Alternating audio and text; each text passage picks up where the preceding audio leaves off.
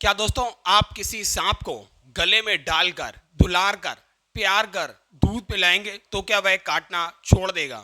दोस्तों आप किसी भी कुत्ते को कितने भी प्यार से दुलार से पालिए तो क्या वह भौंकना छोड़ देगा? ऐसे ही किसी भी बिल्ली को आप कितने ही प्यार से दुलार से पालिए तो क्या वह पंजा मारना छोड़ देगी?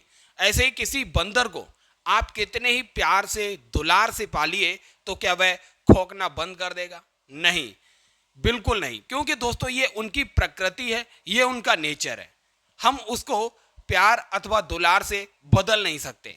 इसी प्रकार दोस्तों जो देश मजहब के आधार पर बना हो, हम उसकी मजहब के आधार पर भेदभाव की इस प्रकृति को बदल सकते हैं क्या? कभी नहीं बदल सकते हैं, क्योंकि प्रकृति को बदलना बहुत मुश्किल है। दोस्तों अभी हाल ही में हुआ एक टेररिस्ट अटैक पहलगाम, जो एक टूरिस्ट स्पॉट है कश्मीर का, जहां पर लगभग 26 के करीब भारतीयों की निर्मम हत्या कर दी गई। दोस्तों श्रीनगर से लगभग 90 किलोमीटर दूरी पर स्थित भारत का टूरिस्ट स्पॉट है पहलगाम।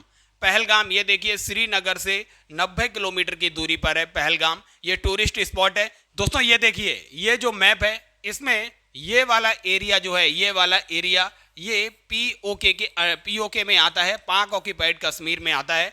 और ये वाला एरिया जो है ये भारत के अंडर में है। और वहीं ये वाला एरिया जो है, ये दूसरी जो चोंच निकली हुई है, ये इसे अक्साई चीन के नाम से जानते हैं, क्योंकि इस पर वर्तमान में चाइना का अधिकार है। तो दोस्तों देखिए, ये श्रीनगर से आप यहां पर आएंगे तो पहलगाम यहां पर पड़ता है।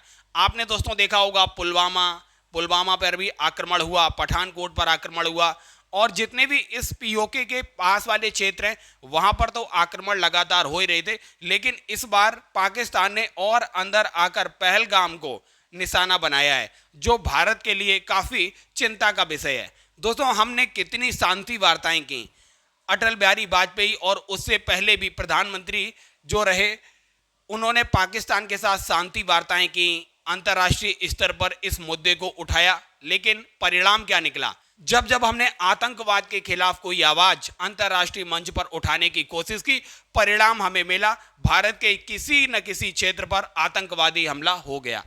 तो दोस्तों हम इस बात को भली भांति जानते हैं, जो देश जिसके अंदर मजहबी कट्टरता कूट कूट कर भरी हो, उसे हम शांति वार्ता से अथवा अंतर्राष्ट्रीय मंच पर मुद्दे को उठाकर नहीं सुलझा सकते।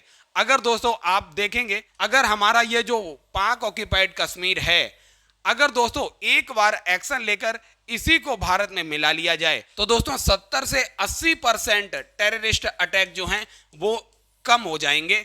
70 to 80% टेररिस्ट अटैक कम हो जाएंगे। दोस्तों अभी तक आपने बहुत सारे टेररिस्ट अटैक इंडिया में सुने होंगे, जैसे आप देखेंगे ये कुपवाड़ा में भी टेररिस्ट अटैक हो चुके हैं, और पुंछ में भी टेररिस्ट अटैक हो चुके हैं, राजौरी में भी हो चुके हैं, यहाँ तक कि आप देखेंगे ये जो पुलवामा है, पुलवामा में भी हो चुके हैं, श्रीनगर में तो होते ही रहते हैं।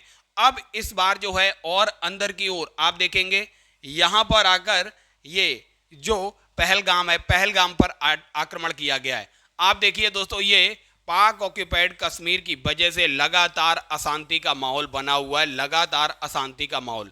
जब तक दोस्तों हम ये पीओके पर कोई एक्शन नहीं लेंगे, पीओके पर एक्शन नहीं लेंगे, तब तक हम दोस्तों मजहबी भेड़ियों को भारत पर आक्रमण करने के लिए अवसर पर अवसर प्रदान करते रहेंगे। अगर दोस्तों इस बार भी पीओके पर कोई एक्शन नहीं लिया गया तो आने वाले समय पर इन मजहबी भेड़ियों का लगातार आक्रमण अंदर की ओर बढ़ता आएगा, और भारत अपने नागरिकों को, अपने सैनिकों को लगातार खोता रहेगा। तो दोस्तों आप कमेंट करके बताइए, जो भारत के सीमा क्षेत्र हैं उन पर आतंकवादी आक्रमणों को कैसे कम किया जा सकता है, क्योंकि अतिरिक्त सैन्य बल लगाकर देखा जा चुका है। आधुनिक तकनीकी पर आधारित जितनी भी मिसाइल्स हैं, आधुनिक तकनीकी पर आधारित जितने भी फाइटर जेट्स हैं, और भी जितने भी युद्ध की सामग्री है, भारत लगातार इकट्ठा कर रहा है। इस बात की जानकारी पाकिस्तान को भी है। लेकिन दोस्तों इसका अभी तक कोई भी उपचार नहीं हुआ है। उनका लगातार इस तरह का दुस्साहस बढ़ता ही जा रहा है। तो आप कमेंट करके बताइए, क्या पाकिस्तान ऑक्यूपाइड कश्मीर को भारत में मिलाने से ये जो आतंकवादी हमले हैं 70 to 80% कम हो जाएंगे? अगर हाँ तो आप अपने कमेंट में सजेशंस लिखिए। और भारत क्या क्या स्टेप्स ले सकता है इस तरीके के आतंकवादी हमलों को रोकने के लिए।